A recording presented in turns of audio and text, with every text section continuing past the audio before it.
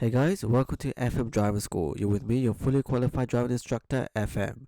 So we've been teaching for about 10 years now, and with all the experiences that I've gathered from teaching in my driving lessons to sitting with my students when they're doing their driving tests, from seeing how the examiners mark and what they look out for, we're just going to give you a few secret tips in what the examiners look out for when they're marking you guys in your driving test. We're not going to give all the secrets, otherwise I'll be out of a job, but do watch it to the end of the video because everything we say in this video is exactly how the examiners want you guys to be driving in your driving test. Before we start, make sure you like, share and subscribe. Click the button for the latest videos. First thing to understand is if you're taking your own car, make sure you're insured, you have the proper documentation, and when you get to the test center, if the test center has bays, park facing out of the bay.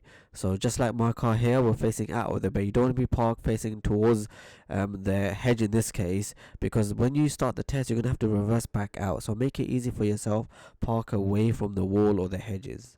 Make sure you have your O plates and a spare mirror, like an interior mirror. If you don't have one, the examiner should have one in the office. One of the first things the examiners do when they get out into your car, they're going to check your tires, all four of your tires. So make sure they're not flat, they're roadworthy, they have the legal tread depth requirements.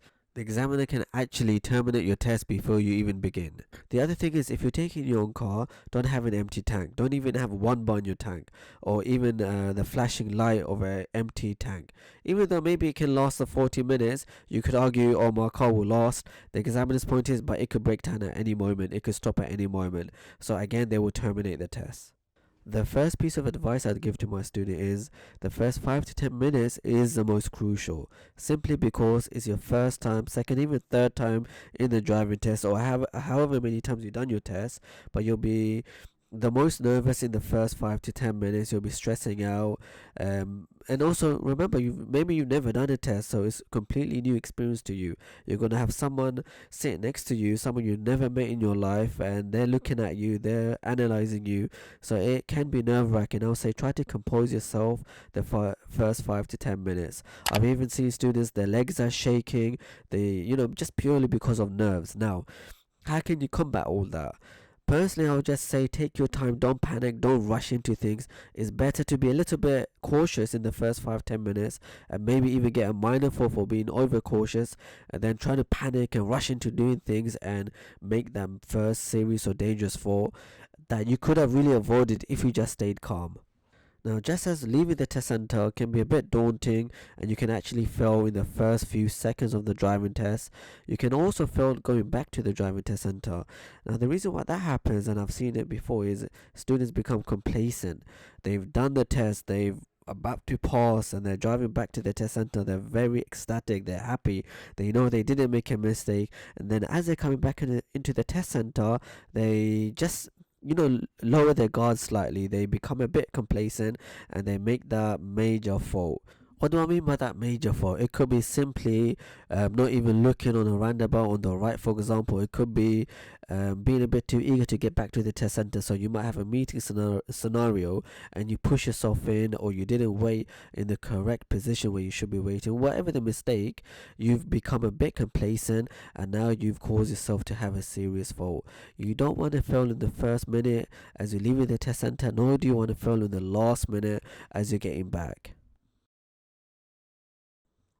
Alright, so now that we've established how to leave the test center and how you can make a mistake on the way back, let's give you a few top secrets, some juicy material now for you guys to pass your driving test. First of all, it goes without saying, you should have good clutch control. You should have good ability to control the car.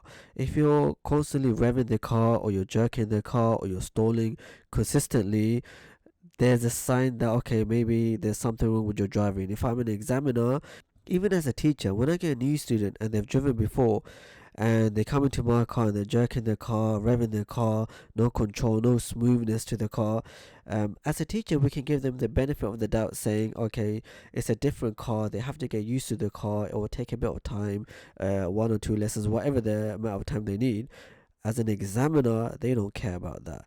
If you're not, they're here to mark you. If you have no control of the car, they're going to instantly think that, okay, there's something wrong with this guy.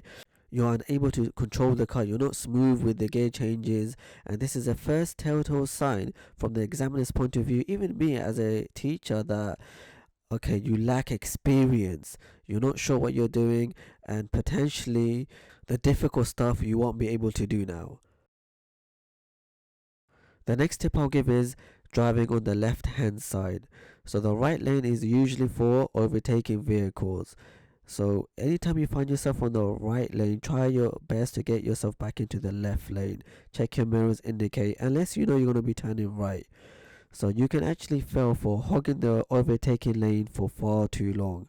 An indication you're in the overtaking lane is if you see cars coming and undertaking you from the left side. If they're doing that, think about why are they doing that, and potentially it's because you're blocking them from overtaking you from the right side.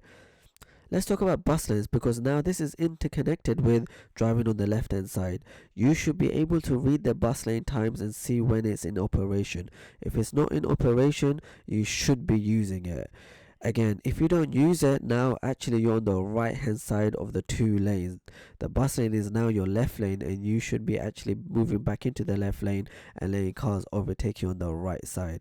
Again, potentially you can fail for not using the bus lane for far too long. If the bus lane is quite short, then of course the examiner probably won't be faulting you. In terms of indicators, okay, so apply your routine MSPSO routine, make sure you indicate at the correct times. But let's talk about indicators on roundabouts. Now, again, commonly I've seen this happen as well. If you're taking the first, second, or third exit, you should indicate or don't indicate at the correct times. Let's give you an example. You're taking the third exit, you should be indicating right. Now, sometimes because students, they're focusing on where to go, maybe where's the third exit, watching out for maybe even the road markers and the cars around them, so they forget even the smallest of things, which is an indicator. Try your best. I mean, that's the whole point of this video, the tips. Try your best not to forget that indicator. And the other thing that could happen, maybe you did indicate but it's come off. Be sharp enough, realize that it's actually come off, and put it back on. Again, another common mistake, if it comes off, put it back on. For those of you who have been taking regular lessons or been driving on the UK roads quite regularly, I'm sure you've noticed loads of zebra crossings and pedestrian crossings. So my advice to you is anticipate, scan. When you come near a zebra crossing, notice pedestrians around them. Be prepared, anticipate that they may cross. So a common mistake is as the students driving, there's pedestrians around, but they for some reason think, nah, the guy's a bit too far, they're not gonna cross. Whatever you guys are thinking, maybe there's too many things happening. Make sure, I would say as an experienced teacher, is scan thoroughly. If you see pedestrians around, anticipate their movement. Watch how they're walking. Are they slowing down? Watch at the angle that they're walking at. Maybe they're going towards a zebra crossing. If they are, be ready to react to them and stop. Don't think about, or let me make it in time before they cross. You should not be thinking like this. No, you should be thinking about safety. If that person is going to cross, let me be ready to stop. Another really important tip I'm going to give you, and I can't stress this enough because a lot of people underestimate this, is your mirror checks, is your 6-point checks. Okay, so especially say you haven't been taking regular driving lessons or any driving lessons, and you've driven by yourself with your family, with your mates, or even abroad. You guys will probably won't apply the 6-point checks. What do I mean by that? Over your shoulders, from the left to the left shoulder, left mirror, interior ahead, right wing mirror, right blind spot. Make it obvious. Move your head around when you're doing your blind spot checks, when you're checking your mirrors. And generally when you're driving, check your mirrors every 6 seconds or so, every time you go into a new road, every time you change your speed, etc. Watch our other videos just to give you an idea practically how often a student checks their mirrors.